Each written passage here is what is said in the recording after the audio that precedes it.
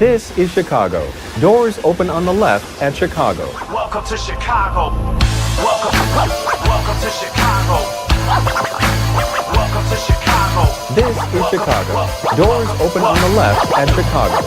Welcome to Chicago.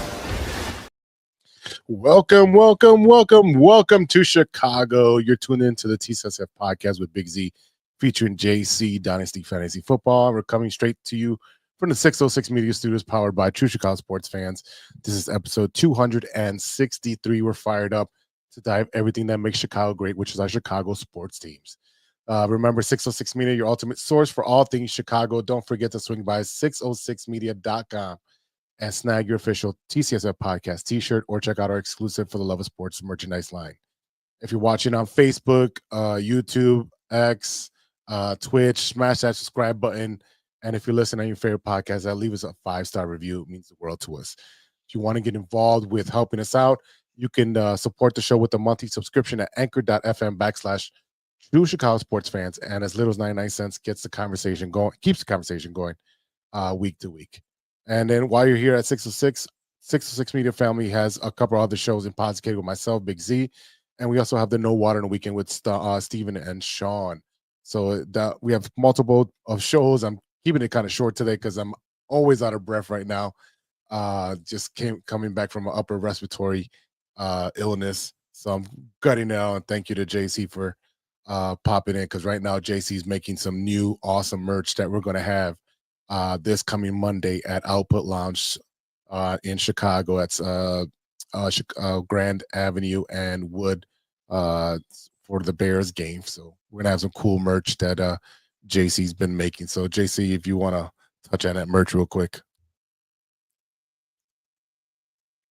Sorry, I had myself on mute. So we're going to have some pint glasses, shot glasses, bottle openers that are like credit cards that can go inside your wallet and be with you at all times. So if you ever need it, it's in your wallet. Pull it out. It's going to have our logos on it, and you can use it to open up your bottles anytime you want. Other than that, we'll have some coasters and some different stuff. We're going to have t-shirts with our lovely True Chicago Sports Fan podcast, No Water in the Weekend podcast, with a special surprise on the back that we can't discuss on air. But let's just say it'll be lovely for you. And it'll make sense on Monday for that game. That said, we are going to have some other little odds and ends and trinkets and things like that that we're going to have, maybe to do a little raffle. So everybody stop on by Output on this coming Monday. It's Bears versus Vikings, I believe it is, for the first game. And we'll see you there. Yeah, we'll be there around 6:00. Show should start live broadcast around 6:25, 6:30, and we'll go up to kickoff, and then we'll jump back on during halftime and a post-game show. So the night's gonna be just jam-packed, full of sports, us talking, you watching, raffles, giveaways, tons of great food and drinks at Output Lounge. Definitely partake in that, and always tip your hostess and waitresses. But go ahead and buy some merch from us first. So with that being said, let's get into what makes Chicago great, our Chicago sports teams. And let's start off with the Chicago Cubs, who walked it off today against the Atlanta Braves in, I believe it was 10 innings. And now they're at 79-59, 5.5 games back after the Brewers lost to the Phillies in extra innings. So thank God for that. Excuse me. We're 5.5 back in the National League Central, and also 5.5 above in the wild card. So we're gonna make the playoffs, but it looks like right now is that the Cubs are just playing 500 ball. They're 6-4 in the last 10, and so are the Brewers, 4-6 in the last 10. The thing with the Brewers is they are 10-19, 10-9, or no, 9-10 in their last 19 games. They have played 19 games straight. So tomorrow they're off. So the Cubs can gain a half game tomorrow by winning against Atlanta again. They also made some pickups, but what is your impression of the Cubs in the past week, JC? Well, I mean, listen, I was watching some stuff online with like Cody from who's a guest with us every now and Yep. again. Yep. And I was listening to what he was saying, that if this had been like, if we had had a worse start to the season, but we had the record that we have now, we would all still be happy. But it's the fact that the Cubs, I think that they had such a strong start to the season that now that they're starting to play a little worse, that it's like everyone's a little worried. Where if they had played worse at the beginning of the season and picked up pace and been winning the past couple months, we would all feel a little better, I think. So I think that's where things are kind of at right now as a Cubs fan, that we're all excited. We're, obviously we're going to make the playoffs one way or another, unless something catastrophic happens, which we're not going to talk about that. No. But, it's one of those where, we have to consider that, the expectation coming into the season was to make the playoffs. We're going to do that. Do we have a strong enough team to compete against, the Dodgers, the Yankees, I don't know. I don't know that we have that strong a team. I mean, listen, in the past week or so, Tucker has been coming on strong. So I hope his hand has healed up, that the injury is over. Mhm. As we've been discussing, that everything seems, at least in the way of Tucker, things are starting to progress again, where the injury kind of explains the slump a little bit that he was having. He's kind of back to his old self from the beginning of the season. He's slugging pretty well right now. But some of these other guys need to start stepping up. You don't hear much about Swanson. You don't hear much about Hap. Mhm. It's always been Tucker and Pete Crow who have been the talk of the town this summer. So, like I said, there's some guys, Suzuki or Seiya has been playing really well at DH. But again, it's one of those where some of these guys need to start getting hot like Tucker as well. And we need to start putting some stuff together. Obviously we are still having issues with, I don't know if it's bullpen, if it's starters, but we can't keep giving up 6 runs a game. And we can't keep, going into extra innings and hoping to win these games. We need to put 4 runs on the board, 5 runs on the board, and only allow 1 or 2. Um, that's just my personal take on it and what I would like to see of the Cubs. But I mean, even at 500 right now, it's hard to complain when everything, and that's the other thing is, I was reading more articles this week about like every single trade that the Cubs were trying to make. Mhm. The requested players back were Shaw and Cade Horton. Case. Yeah, and I went Casey. And yeah. And to me, it's one of those where it's like, no, you know what? Look, it's one of those, like, if you want like a top 5 in our prospective, lower leagues and stuff like that, fine. But you're asking for guys that are starting in the majors in return for what? A guy that's on a 2-year deal or 1-year deal or a rental for less than the next 3 or 4 months. Why would I give up Horton, who's cost controlled for the next however many years, Mhm. to Yep. go and so, when you start reading all that stuff as a Cubs fan about what these teams were requesting in return for some of these players, I don't blame the Cubs for not making a splash, because these No, teams, yeah. when you go look at like what the Yankees gave up, for who was the third baseman that we were all, Giolito or No, you talking about Suarez? He didn't. Suarez? Yes. He went to the Mariners, and I literally have his stats up for that. You're right. We were off in for Suarez because Suarez was slugging all over the place. His line since getting traded up there, averaging 174, 250 slugging, OPS 395, 4 home runs, 14 ribbies in 24 games. Yeah. I And don't get me wrong, maybe he, I was wrong. we talk about Wrigley is a hitter's field. It's a smaller field, and you're able to hit home runs in Wrigley Field. However, to ask for Cade Horton or Shaw or Casey in return for some of these prospects, it's one of those where it's like, I'm sorry, I don't blame the Cubs for holding on to these guys that are coming up, cost controlled, and allow us to not necessarily make the position cheaper, because we're paying Swanson, we're paying Hap, we're paying, but it's one of those where it's like some of these guys become kind of expendable when you got guys that can come up and play on rookie contracts that are much cheaper. And, yes, their bat's unproven. However, they can play the outfield. Shaw's had some great defensive games. His bat is coming along slowly, which you can't be mad about.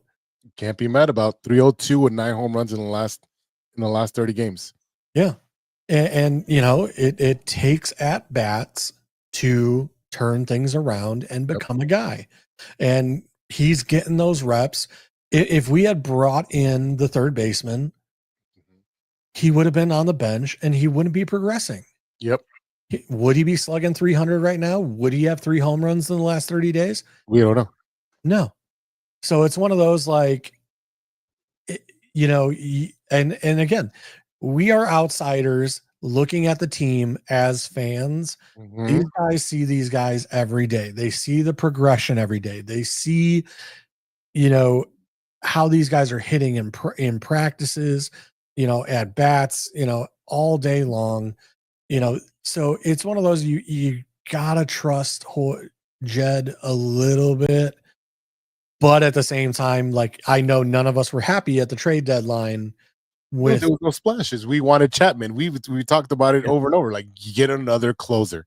We love that Palenci's been progressing to be that dude, but it doesn't help to have one of the best closers.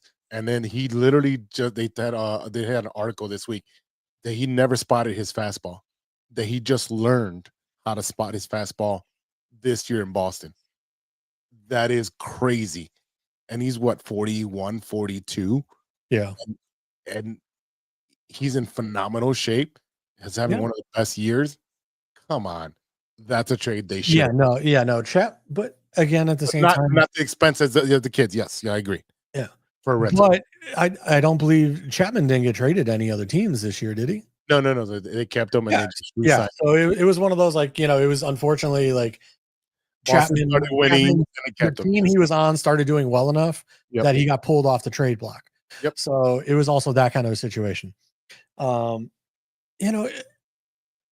We talk about this all the time. Prospects are suspects. Yep.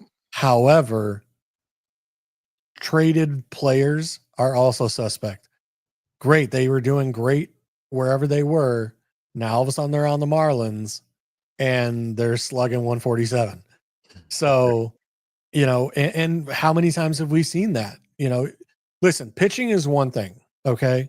However, some baseball players are superstitious and you start messing with their routine, where, how they get to the ballpark, all that stuff, and it starts messing with them, So it's one of those where, again, I think we did the safe thing for the franchise, for the Cubs, to pick up the players that we did that helped at positions of need. But it was one of those where the improvement was not dramatic because we didn't go for A-list guys. We went for C+, B- kind of players that were upgrades over what we had, but are not really the guys that will, in my opinion, put us over the top and win us a World Series. I think we can be competitive, but I think that's about the best that we got right now. is that we can be competitive, but not that team that can realistically maybe take it all the way. Maybe we get hot. Yeah, And that's the hope, right? We get hot at the end. Yeah. and like I said, I could eat my words and we can get hot, and somebody in the comments will be like, you don't know what you're talking about. And hey, you know what?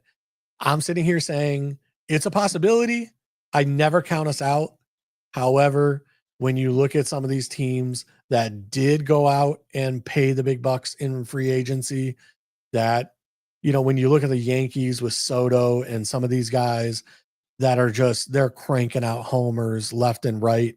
Yep. It's one of those where it's like, man, how do you go against these teams? How do you go against the Dodgers that have the pitching staff that they have? It's hard to realistically see where the Cubs can come out and win it all. Yeah, it's going to be tough for the Cubs. I know September 1st, the roster's extended by 2. So what they did is they finalized the major league deal with first baseman Carlos Santana, who was DFA'd from Cleveland, and recalled outfielder Kevin Alcantara.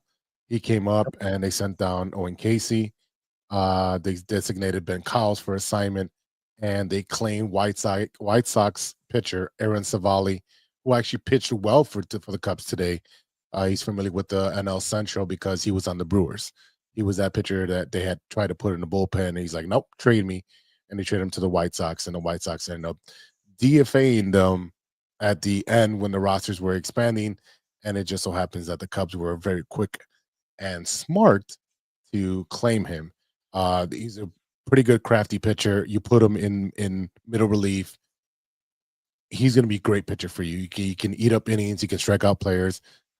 Today, his stat line, I think I have it up here. It was, come on, guys, right there. Savali was pitched 3 innings, gave up 1 hit and 4 strikeouts. Your first 2 pitchers, which looks like it was a bullpen game.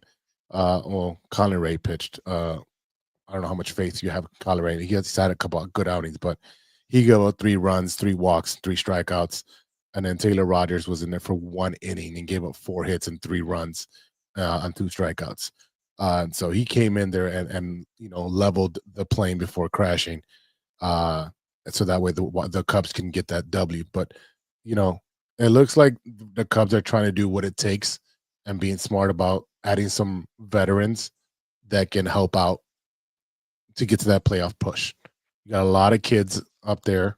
Carson Kelly's not a kid. He came out with the game-winning hit, but your Pete Carr Armstrong is cooled off, right? Owen Casey came up and he's cooled off. Like, they're trying to get a spark, and let's see what happens in the next. I think there's 24 games, 25 games, depending on the team. 24, 25 games left. So Stevens is going to be sweating because the Cubs are at 79. And they have to get to 93, above 93. So he's sweating there. And then, I don't know. Like I said, we could get hot. I don't know what the rest of the season. I haven't really looked too far ahead to see our upcoming opponents, but anything is possible. Anything is possible. Anything is possible. I mean, look how hot we were at the beginning of the year. If we can get our bats going again, and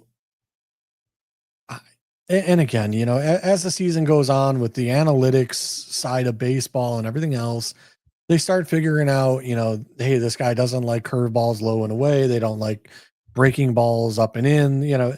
They start figuring all that stuff out nowadays, and it's one of those where, as a batter, you gotta be prepared to figure out how to change up whatever it is you're doing to adjust to what the pitching is doing. So whether that's stepping up in the box, back in the box, using a different length of bat, using a lighter bat, whatever it is, torpedo bat. You have to adjust and play the game. See, I'm looking at the games for the upcoming games for the Cubs, and they have a very favorable end of the road per se. They're playing Atlanta, who is bottom two in their division. The Nationals right after, who is the bottom of their division. Then they go to the Braves for another 3-game set, and then Tampa, who's at the bottom of their division. Then they play the Pirates, bottom of their division, and the Cincinnati Reds, who are behind the Cubs, but they're far behind. You're playing the Mets for 3. I would say that's the only set of games that I would be worried about. The Cardinals are done. The Cardinals are done. What up, Israel? Good to see you. Good to have you on there on the show. Yeah, we talked about a couple of your points up there. Yeah, so I can see them, winning 2 out of 3 out of each one of these series easily. If you stay on that, I mean, I hope they take all of them, but but if you going could against, win each series. yeah, no, win each series for sure. But like I said, if we can take all 3 games against some of these teams that are, like I said, the Rays, the Pirates, if we can take all 3, that would be great. Like I said, I don't know that the Brewers don't look like they're cooling off.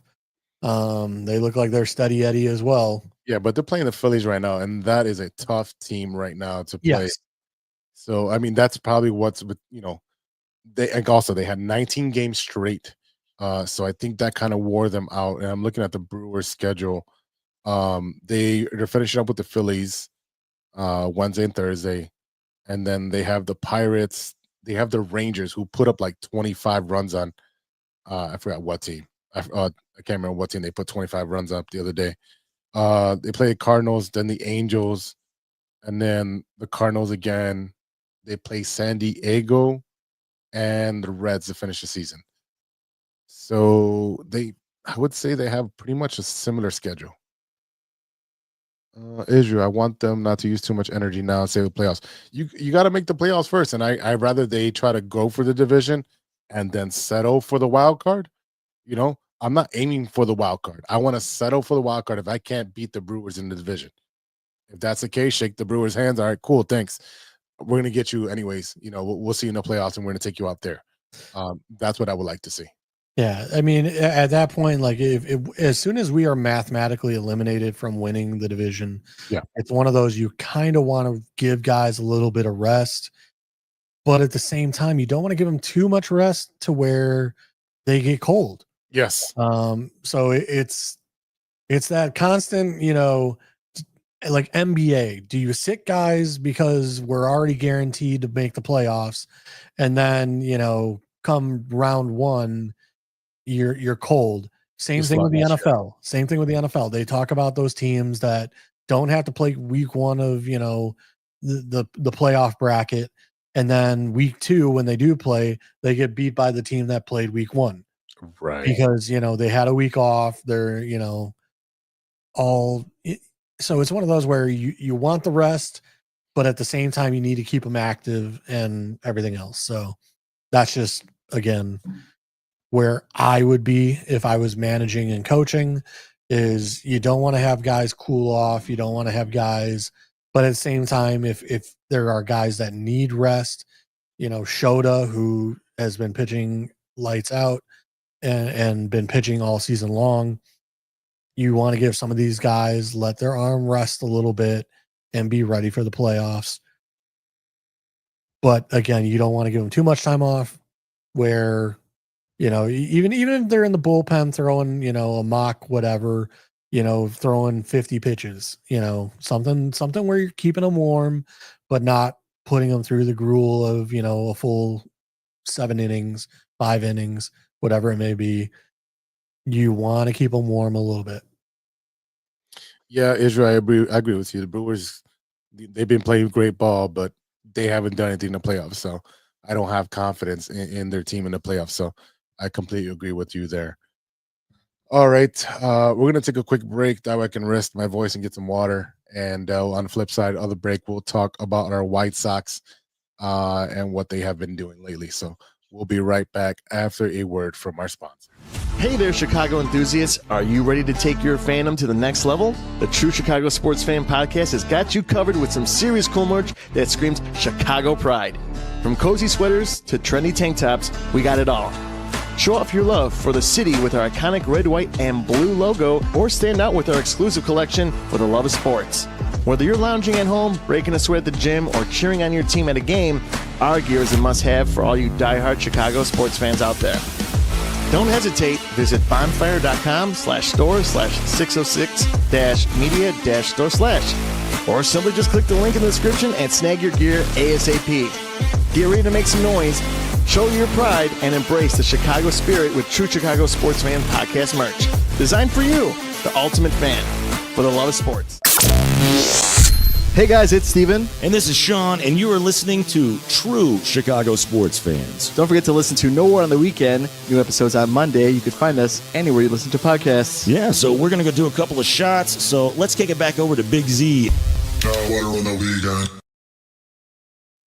Welcome back to the TCSF podcast with Big Z featuring JC Dynasty Fantasy Football. And it is time to talk about my favorite team, the Chicago White Sox, and Colson Montgomery. This dude just hit another home run today. He's got, I think, what has he got, 16 or something like that at this point. He is just on fire for the White Sox. He's definitely the guy on the team. 16 home runs, 39 RBIs in 30 games. That's ridiculous at the major league level right now. His power, his swing is just very smooth and sweet. I'm excited for what he's going to be, what he's going to continue to be. You also had the little man, as Colson called him, Chase Mydroff, also hit a home run today to left field. And Chase went to Colson and said, "Hey, hitting home runs is pretty awesome." So they're joking around, they're loose. A lot of these guys came up playing in AA and AAA. I know Chase came from the trade, but you have a lot of these guys that are young, up and coming. Carroll, Teal, Elko got to pinch run a little bit today. Played first base, but didn't get to play, getting at bat. Talkman was 2 for 5 today with 2 ribbies. Like I said, even Curtis Mead, who they traded, they traded the pitcher to Tampa Bay. I had his name, anyways. I had his name on tip of my tongue during break, and it's gone. He went 3 for 4 with a run driven in.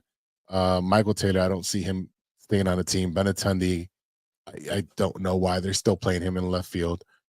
I know he's like a veteran and a leader, but that's one person that should have been traded. I'm not saying DFA him, but we have young and up and coming kids that need to come up, especially when the young kid in 30 games has more home runs than Andrew Benintendi, who's played the entire season. That's got to be a problem. When your highest player's got 15 home runs and the rookie who's played a third of the season has more home runs than you do. Chase Mydroff's going to be fine if you keep him at second. Stop moving him around. Brian Ramos got called up, and another guy that's been up and down, but he's serviceable on the bench. So Wilkerman Gonzalez, part of that trade as well, for Crochet, pitched one inning, give up 2 hits, 1 walk and 1 strikeout. He got put into a position where the base was loaded by Allard. He pitched 1 inning, an inning and 2 outs, but left the bases loaded for Wilkerman Gonzalez to go in there. And the first batter he came up, he ended up walking him. So that's where that unearned run came in. But it was a bullpen day, and they came out on top, 6-5. They now have 50 wins, Steven, they have 50 wins. I need 10 more wins to go in 24 games. And the way they're playing 500 balls. So it looks like I might get my hat, JC. Well, we'll see. We'll see. 500 balls, 23 games, 10 games to win. That's going to be close. It's going to be close. I mean, I have to play my song just to celebrate a little bit. My YouTube's kicking us off. The White Sox, again, they also made some moves with Savali going over to the Cubs in that DFA. Looks like they're gonna bring up what's his name? Jesus Christ. Oh, why am I blanking out now that it's my turn to talk about my teams? Mike Clevenger, back up. Why? You try to use him as a starter, then you try to use him as a closer, and he was horrible. He's been down there in AAA sucking, and they're gonna bring him up instead of one of those kids. Just why? JC, can you tell me why they're bringing this guy up? Veteran leadership. And that would be it. That would be the only reason. And it's one of those where, yes, you have to have some older guys in the clubhouse to, as long as they're good examples for these young players. However, it doesn't make sense at the same time if you have younger players that are more deserving to be called up, unless they're trying to just, do the rookie protection where they don't have to pay guys because of time, served. And, that, we had that issue with the Cubs years ago with Chris Bryant where, Well, it doesn't affect them at this point because it's a September call-up, so it doesn't go against their rookie year. But you also, and I don't know if people know this, but once you've been with a team for 4 years in a minor league, your next year, you can be part of what's called the Rule 5 draft. Essentially, you can be drafted by a different team, and not everybody does that, but that's how we got. Who did we get? We got somebody from the Brewers for that reason. One of the pitchers, I can't remember his names. Shane Smith, who's pitching really well for us. We got him from the Brewers for that reason. He was with the team for 4 years. On his 5th year, if he's still in the minor leagues, he goes into the draft. And there's a Rule 5 draft, which means if you do draft a player from that, you have to keep him on your roster the entire season. So you can't trade him. He has to be on your roster the entire season. So I know they have a couple players like that have been with the minors for that many years. And maybe they're taking a risk of saying, hey, I don't think they'll be drafted by another team. But at the risk of bringing up a right-hander, bringing up this guy to come up for no reason, I don't see the benefit in Mike Clevenger, rather than eating up some money, some innings. But it's whatever. If he can give me the 60 wins, I'll shut up. He can give me the 60 wins. You just want your hat. I do want my hat. I just want Steven to lose. That's pretty much what I want. I just want to brag over Steven, and especially if the Cubs get into the playoffs and they win 92 games, and I get 2 hats. I mean, that would just be an amazing year. And then Steven can just go on being the emo person that he is. Okay. Sure, blame it on the emos. I'm just blaming it on Steven, not all emos. Emos are cool. I know. There's nothing wrong. Yeah, you're an emo. It's cool. Yeah. The White Sox are in Minnesota to finish their last series with them, and looks like they will be playing the Tigers right after that. Tampa Bay, the Guardians, the Orioles, Padres, Yankees. Well, I guess we're losing all 3 of those, and probably 2 out of 3 against the Padres, and then we finish the season against the Nationals on the road. So our last home game is September 21st against the Padres. That's rough. You're talking about losing 5 right there out of the 23. Yeah, I know. But you never know. Maybe the Yankees have already wrapped it up at that point. True. Yeah. So we've got to wait. The Orioles are a hot mess, but they play us tough. The Guardians always play us tough. Tampa Bay always plays us tough. The Tigers are a good team. We have a harder schedule than the Cubs do. So, again, I just got to win 10 games. Give me 10 games, boys, and I'll definitely be super, super excited. We got to take JC to a White Sox game before the season's over. I mean, yeah, I guess if yeah. I don't I'll like pay for the ticket, JC. I just want I you don't to like heading down to that south side. It's so far away. Oh my God, you'll be fine. You'll be fine. The traffic, What like, traffic? the only thing I would semi be interested in is like the food there. Yes, that's Because, what I want you to do. I want you to eat all the food and review it. That's all I want you to do. you know, after reviewing a ketchup slushy from Smoothie King, you know, I guess I'm now the food review guy on Yeah, you're on the the food channel. review I guy. don't know. Yeah. Steven's a Um, comic book guy. You're the food guy, of course. you know, like I said, yeah, I don't know. I mean, nothing really excites me about the White Sox. I've gone to White Sox games before. It's just not my environment. I mean, there's something about Wrigley that I love with the ivy and the baskets and the general admission of the outfield seating. There's just something beautiful about Wrigley Stadium that I love. And There's nothing wrong with Wrigley Comiskey, anymore. it's which guaranteed rate or whatever you want to call it. Whatever. I mean, there's nothing wrong with it, I guess, other than the fact that it's just way on the south side, and I'm a north sider. So, you know, it's just one of those where, You live way up north.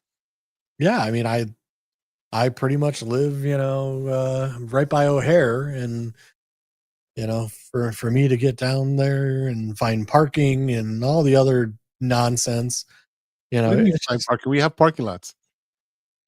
it's yeah, but then you got to pay for it, and Okay, fine. I'll find you a spot on the street. I'm not going to tell you right now on over here where it's at, but I'll find you free parking. And then we I was will gonna say, like Wrigley, I know exactly where there's free parking, and I can Yes. go find free parking. Yes. And Yes. and I love Wrigley for it, and then, like I said, it's a 10-minute walk and I'm straight. But like I said, you get down there and you're kind of turned around, and I'm not too familiar with the area. Oh my God. Pilsen, I know. Come But on. like I said, Come on. You know what? You're I killing me. mean, I'll tell you what, if the restaurant that I used to love in Pilsen was still open, Which one? Dusix, right there at Talia Hall. They Yeah. shut down, I think it was a year ago. But man, they had some great food, and their bourbon selection was on point and cheap. Yeah, not no more. That area is super gentrified and super expensive now. That's the new Wicker Mm. Park. All right. Let's transition over to the Chicago Bears. I'm pulling up my notes app because I am trying to put our selections of. Let's see. Should I just do this? Yep, let's do a new one. Bears predictions. All right, cool. All right, so this episode we're just gonna do Bears predictions because we're gonna talk a lot of Bears at output, at the pregame, at halftime. What up, Crooked Commish? Good to have you on, brother. Crooked, I hope you come to output on Monday night to cheer us on and show some support. Definitely. I have a shirt for you. I know we talked about that off air, but I do have a shirt for you, one of the original ones I can give you. So come out to output on Grand and Wood this Monday night, brother. Yeah, Bears predictions. We're gonna start off with Monday night against the Vikings. The Bears are put in prime time with the Monday night game. JC, Bears, Vikings. Who's your winner? Bears, obviously. You got a rookie quarterback in JJ McCarthy who's unproven, and you also have the fact that Jordan Addison is on suspension. I don't know what Justin Jefferson's situation is, but there's also, they traded for Thielen because they're missing wide receivers. So there's talk about Jacob Naylor or Jordan Naylor may not be ready. Jordan Addison suspended. Jetta, it sounds like he may have some sort of issue. So realistically, it's the Bears against the Vikings defense is what's going to be the issue. Now, not going to say that, the Vikings run game will not be an issue because, the Vikings do have a pretty good run game. But again, push comes to shove. If we can put some points on the board quickly against the Vikings and force JJ McCarthy to have to throw the ball, the better we're going to be. Love it. That's exactly how I feel. I'm not too confident in the rookie. You're down the main receiver. They'll be running the ball a lot of screens, a lot of short passes. So I don't expect him to throw a deep ball. And again, like you said, it's going to be our offense versus the Viking defense, which is a pretty good defense, and that's going to be the main matchup. So I still take the Bears on this one. Game 1's a dub. Game 2 against the Lions at Detroit. They lost coaches, they lost players. Uh they had players retire. yeah. I don't really want to call Detroit yet, just because, I want to see what this weekend holds, how all the teams look week 1. But I'll tell you this: the Lions did not look very good in preseason, and I think losing Ben Johnson is going to hurt them more than people think. Losing a lot of the position coaches to Ben Johnson and the Bears is going to hurt them more than they think. Yes, they still have Jared Goff. Yes, they still have Amon-Ra St. Brown. Yes, they still have Sonic and Knuckles, Montgomery and Gibbs. So they still have a very good team. Sam Laporta, I've been hearing, is maybe having some sort of injury issue that's lingering, and he may not be quite 100% ready for the start of the season. But you're still talking about a team that went to the playoffs last year, that won 10 or 11 games last year, that was ahead of us in the division, and we'll see what happens. Detroit is always going to be a rough go for us now.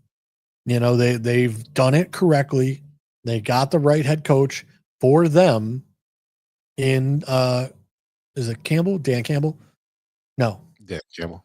Yeah, Campbell. Sorry, Mr. Bite Your Kneecaps. Like I said, he's the right coach for that Detroit mentality.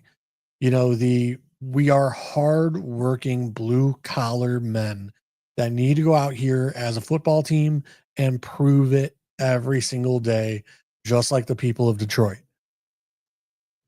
That said, I don't think they got the right O coordinator. So it's going to be one of those. I was going to say, I feel there's going to be a drop-off for the Lions, but they still have a lot of talent. So it's one of those where I'm going to wait to tell my predictions for Bears Lions until I can see what week 1 looks like. But the fact that we are facing some division opponents early on in the season, whenever not everything is running full go, is going to be a good plus for us. Yeah, I'm taking that as a dub. I just feel like Ben Johnson knows that defense and knows how to scheme against them. You have a lot of the staff that he came with. I just think that he has a better quarterback now. He has a better, I would say, veteran wide receiver in DJ Moore. He's got more weapons. He's got 2 tight ends now that can catch and block. So I just think right now, today, I think the Bears are a better team. I'm going to take that dub. Game 3, home against the Cowboys, the 1-star rated team. They just lost Michael Parsons, who was given injections so he can practice, and looks like he might need injections to even play for the game opener or home opener or season opener for the Packers. So we'll see if that is going to be an issue for them. But they lost a defensive monster. How do you feel about this game? We'll see, because Dallas's run game, I don't think, is going to be very strong. But they did get George Pickens from the Steelers, added to CeeDee Lamb with Dak Prescott. That could be a tandem that could tear the NFL apart, because I've always been a fan of George Pickens. Like, he puts up some highlight catches, but it's one of those, he's always had some crummy quarterbacks there with the Steelers the past couple of years. So I think with Prescott, with CD Lamb being on the right track, winning games, I think that helps George Pickens stay on track. Again, reserve my opinion till after week 1. But I think we could win that game potentially. I'm gonna go with a win. With the loss of Micah Parsons. I'm gonna go to win. I'm not gonna go 16 or 16 or no, guys. Don't worry. No. I think Bears fans need to be realistic, and if we can win 7 or 8 games this year, that would be fantastic. 10 is the ceiling. Like, yeah, I think looking at the schedule we have, it's a pretty brutal schedule. It is. I mean, just the NFC North alone. I mean, you're talking the Vikings were like a 10-win team. The Packers were a 10-win team. The Lions were a 10-win team last year. So it's one of those where it's like you're sitting there like 3 teams in our own division could have made the playoffs last year. I think they did, right? I don't remember the Vikings. No, the Vikings didn't. It was just the Lions. Yeah, it was Lions and Packers. Yeah, I mean, and I know we're gonna go down the whole list, but I think they split their division. Yeah, they go 1-1 against everybody in their division. I just think that it's just going to be that kind of a type division where everyone's just going to beat up on each other, and it's really going to depend on how you do outside your conference. That's going to make or break your season.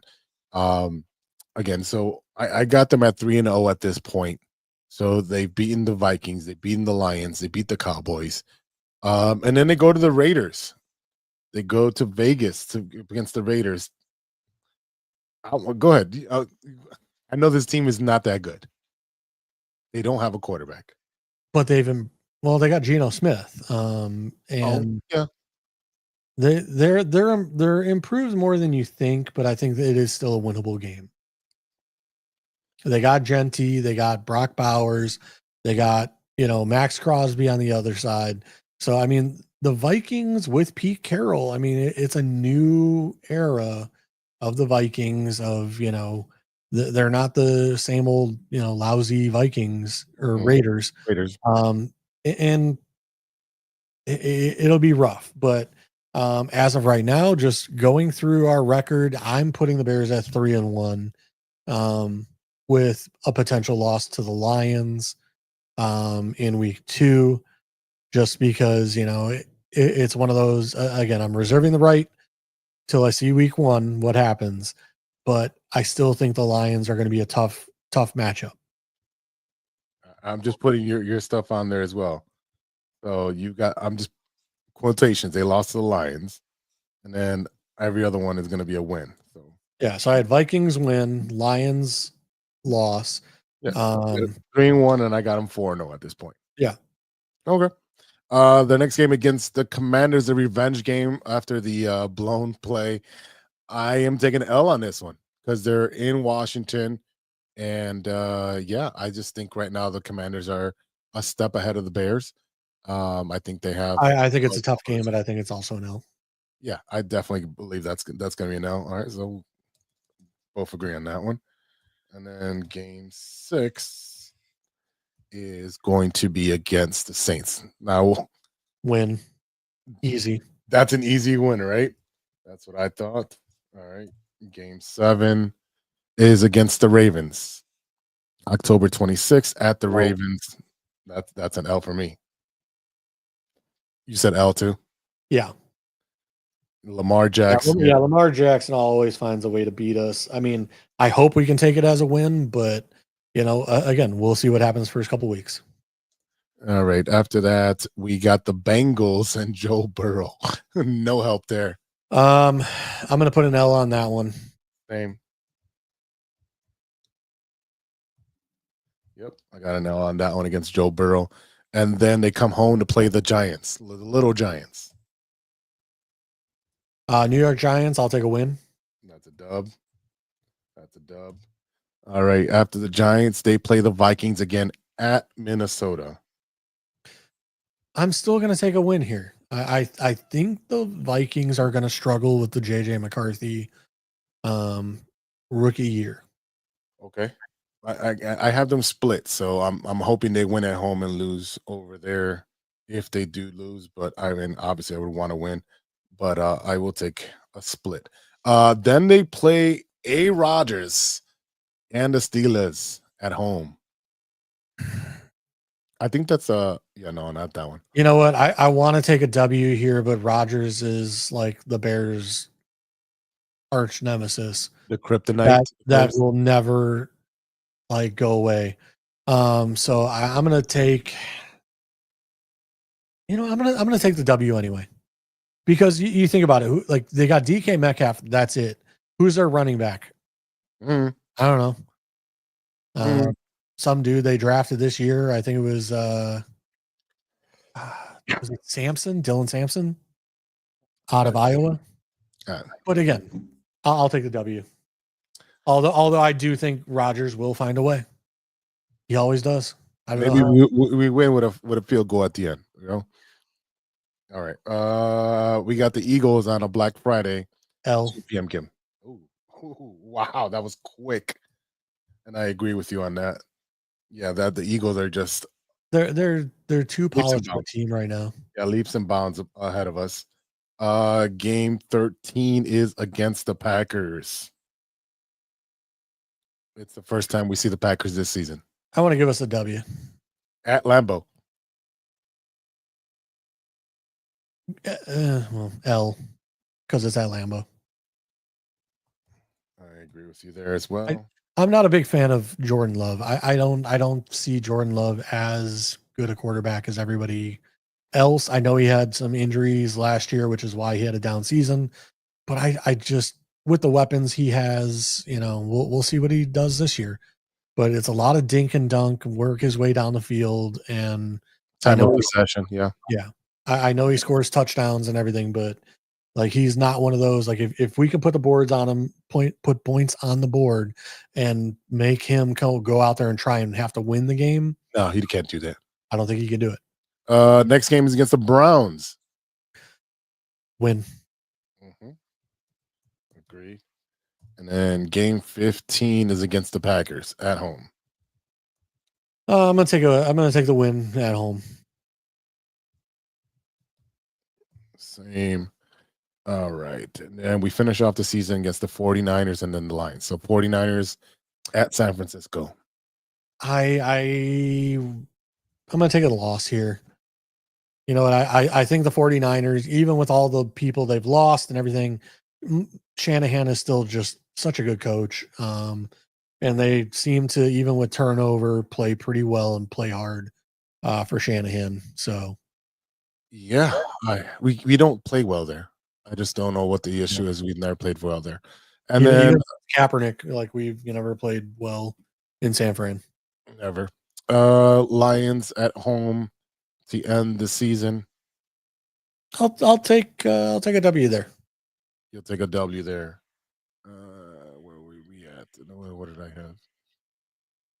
I'm gonna take the L on that one, and you took the W on that. Yeah, because I think I took the L early in the season. Yeah, you did. Game 2, yeah. I think we're just besides that. Well, we have game 10, just a difference. Everything else is pretty much the same. So we shall see. I think we have one game difference. I have 1, 2, 3, 4, 5, 6, 7. I have 8 losses. Yeah. What was that, 10 and 8? I think so. Yeah. And again, you know, we'll see what happens there. 6, 7. You have 7 losses. So you have them 11 and 7. So again, this is all preliminary without this is all going to change as we go through each quarter of the season. We're going to see the identity of the team, and we're going to see, barring any injuries going on in the NFL, right? If a quarterback goes down on a specific team, it's going to change their season dramatically. So, you know, we're praying for health for our football team and that all 53 guys can make it all the way to the end of the season. But it's going to be an exciting season, and we will be live at Output for the first 4 games, which is the Vikings, the Lions, the Cowboys, and the Raiders. And I know half of Chicago's leaving the Las Vegas to go watch that game. But we will be at Output for those 4 games with tons of raffles, merch for you to buy to support us, and lots of laughs and good times. So definitely check us out. We'll keep putting that on the websites and socials and all that. And we're excited to see you there. Definitely. So I think we're done with Bears news. And I don't know. You want to talk wrestling for another 5 or 6 minutes?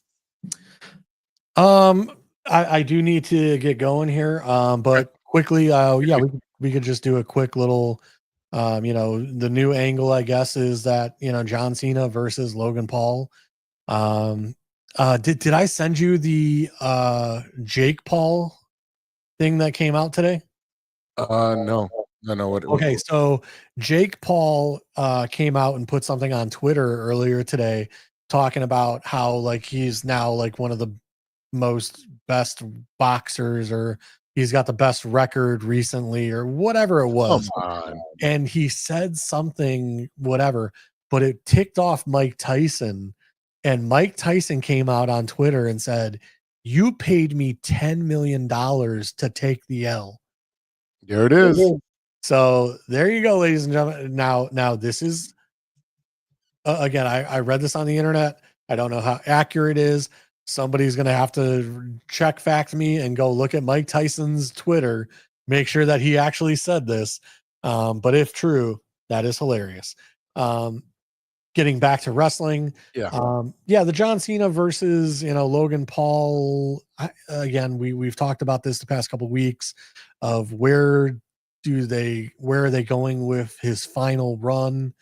Yeah. Logan, the outsider versus, The standard, Cena, who's been here forever. I get it. I see it. But it's again, we come back to who is he facing to close it out? Who is the Shawn Michaels to his Ric Flair? Who is going to send him off to the green pastures and give him that one last match?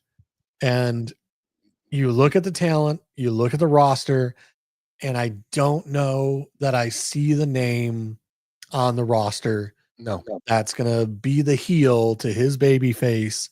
That's going to send him off to the pasture. And I know they started this whole thing with Brock Lesnar, but it's one of those where it's like, I really don't want to see Brock, Brock's kind of this guy that's the animal, the beast incarnate that kills everybody off. He killed off the Undertaker's record. He did this, he did that, Goldberg, this, I get it. And it's tired. It's worn out. I would much rather see the Randy Orton, like you said, angle. I'd love to see the Ron Killing. I'd rather see a doubles match, him and Ron Killings versus Logan and someone else. You know what I mean? Like him and the childhood hero versus like a Logan and I don't know. Give me the next biggest heel, Dominic Mysterio. Yeah, Dominic. Yeah, but I don't know that Dominic's at that level to go against. I mean, Dominic would get. I think if it was to be Dominic, he would get the heat, but I just don't know that it would be the match to end the career, like the level of performance that you would want. If it's Dominic, it would give him such a push because it's going to be that is true. Mesh. I do agree. It'll with that. give him that elevation, that notch, and it'll give him the John Cena nod to go forward. And I think at that point, he'll flip to being a face, to being a good guy. It'll have to be that way because there's no way.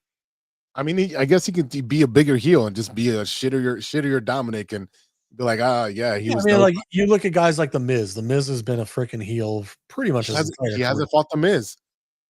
He hasn't fought the Miz yet. But is the Miz really championship right now? Not right now. He just came back from filming American Gladiators. Yeah. So and he's involved in another storyline. But again, we've got 2 months. We got 8 dates left. He's gonna be here this Friday in Chicago. I will be there. So I'm gonna see his last match in Chicago, where I saw his first match was in Chicago 23 years ago. So that I'm aging myself there, but that was crazy. ladies and gentlemen, Zwazo's a nerd. That's for sure. That's okay. I'm the wrestling nerd. You're the emo kid, that food critic. Then we got the comic book nerd, the guy working in Indiana right now doing hard labor. Well, I don't know. He just sent a picture of a backyard. I don't even know if he's doing He's hard like working on a garage or something. I don't know. labor. There was a wood pile. That's all I saw. We didn't see his hands dirty. No, and I don't see him being a hands dirty kind of guy. But No. all right, sir. It was a great episode, but I do need to get running. All right, cool. Let's wrap it up. All right, y'all. Thanks for today. Thank you, JC, for joining us. Yep. Thank you, everyone, to listening and being a supporter, sticking with us to 263 episodes. Thank you to our sponsors, 606 Media and True Chicago Sports Fans. Check us out on Twitter, TCSF Pod. Everywhere else, it's True Chicago Sports Fans on all socials. All right, y'all. Check us out live at Output Lounge. Yes. This coming Monday, not today, next Monday for the Vikings game.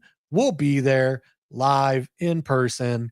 Support us buying our merch. We'll have hats, shirts, pint glasses, shot glasses, whatever you want. If I'm not telling you to buy me alcohol, but if you want to buy me some alcohol, I'll appreciate it. And like I said, if you get me drunk enough, I might give away shot glasses. But oh boy, but like if you would support us and buy some of the merch, that would be great. Thank you guys for listening. Thank you for being with us through 263. Was it? Yeah, 263, man. I haven't missed one yet. I was this close to missing this episode. Oh my goodness. Me too. But thanks for stepping in. Yeah. All right, everybody. Thank you, JC. We'll see you next week live at Output Lounge in Chicago for episode 264. And until then, be good to each other for the love of sports. Swish.